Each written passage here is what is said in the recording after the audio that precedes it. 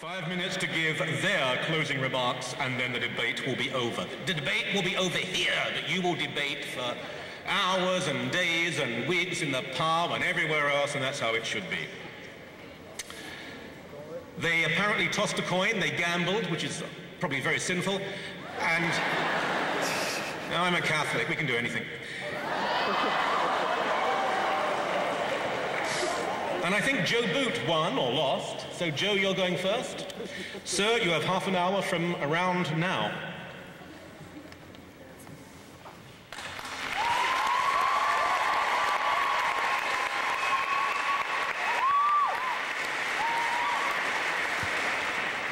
Well, good evening, everyone. It's great to be here. And first, let me thank Josh and the organizing committee and Michael for moderating and Christopher for Mike. I want to hear it. Me too. Mike, sweet Mike. Technical.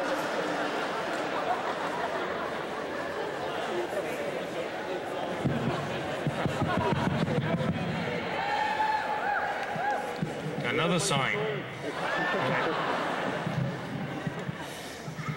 Stop the clock. Can you start it again, Michael? Great.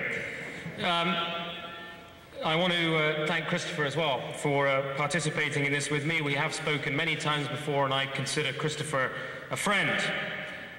Now, I want to start by saying my only motivation for being here this evening is not publicity. It's not out of a desire to get my face on the university newspaper. I don't especially like debates very much. There are easier ways to make a living, I assure you. I'm only here because I believe that this issue is absolutely critical and fundamental to all of our lives, not just this life, but also the next. And therefore, that's my sole motivation for being here, out of a concern for this issue and for others. The question before us today is, does God exist? Or at least, is it rational and reasonable for us to believe that God exists? And I want to note it's important to remember we're not asking tonight whether you like God or whether Christopher likes God, or whether we've got autobiographical commentary on what God has or has not done for us, or what we feel he should have done for us or he hasn't done for us. The question is God necessary to make our lives intelligible? Now, I must start by being honest. I'm a Christian. I can't hide from that. I can't pretend I come to this subject in a neutral fashion. For the simple reason that neutrality in reasoning is impossible. We all come to this issue with pre-commitments. And my argument today essentially is that God is a necessary precondition for the intelligibility of our experience. The fact that there are non-theists here who are involved in this debate and are listening to this debate, are participating in it, to my mind, already presupposes that God is, and that without God our lives are reduced to the absurd. Now, that's not to say that non-theists can't be rational or can't be moral.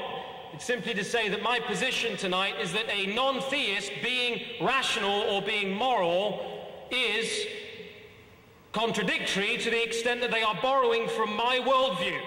The non-theist must borrow from the theist worldview in order to have rationality and morality. In other words, I hold that the non-theist is intellectually schizophrenic.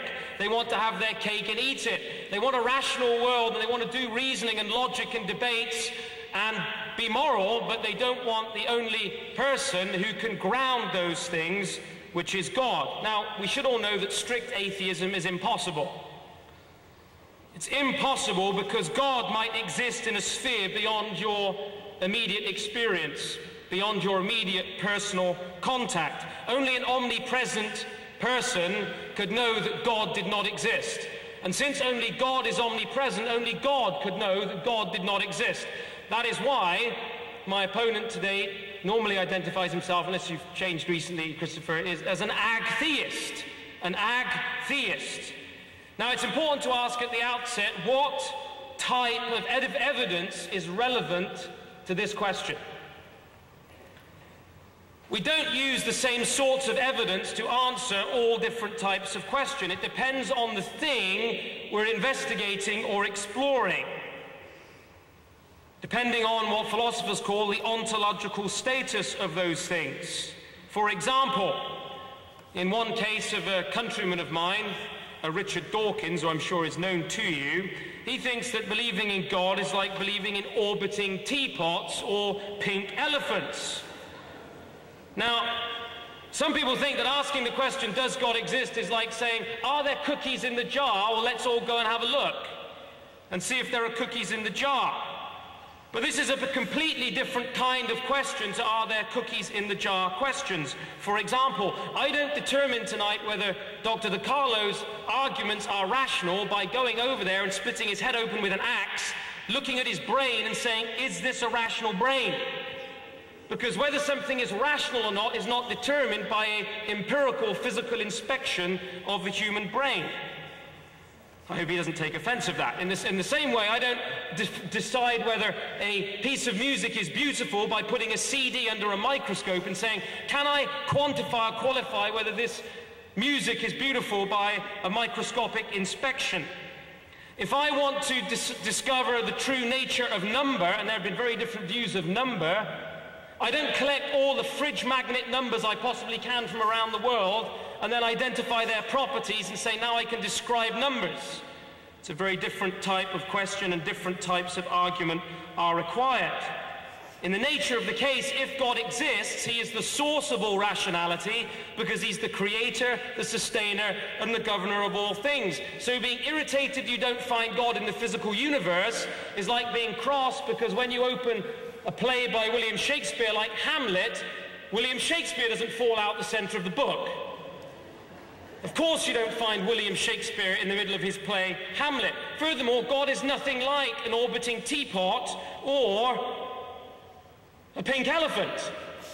For a start off, I can look through a telescope and see whether there is an orbiting teapot.